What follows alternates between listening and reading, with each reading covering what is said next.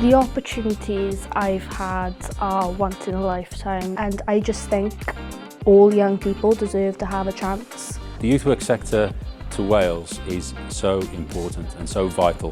Y prosiectau yma yn ffordd I bobl ifanc godi hyder nhw a ddefnyddio Cymraeg nhw mewn cyfle hwylus.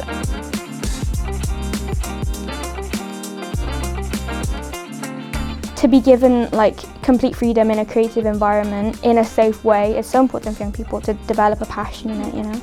It's about changing mindset, empowering young people to realise they can do anything they want to do. It gives them that voice, it gives them that reassurance that, that they are being heard. Fi'n meddwl dylswn ni ddod â pobl ifanc mewn I drafodaethau, trwy jyst wneud yn siŵr bod nhw'n bod nhw yn y ystafelloedd pan mae trafodaethau'n cael ei chynnal, bod nhw ar y Zoom meetings, bod nhw ar yr holiaduron, bod y peth mae'n cyrraedd nhw a bod ni'n gweud y wybodaeth angenreidiol sydd angen arnyn nhw I wneud falle informed decisions am bethau.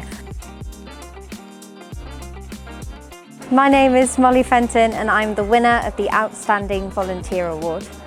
I so wish I had a big sister growing up to go through almost every topic that happened to me.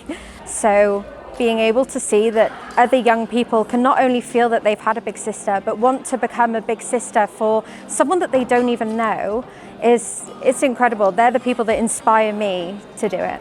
Before I came here, I was just so quiet. It's just helped me be myself around the people that I've only just met.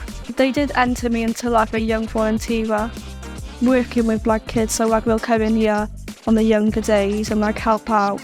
I'm really proud to be a part of this community and helping young people with their mental health, and it contributed to myself and my mental health. Yn y dyfodol, swn i'n licio gweld pawb yn dŵad at ei gilydd efo'r un nod yna o gefnogi ac ymbweru pobl ifanc I fyw bywydau yn rhydd o anfantais ac anhegwch o unrhyw fath.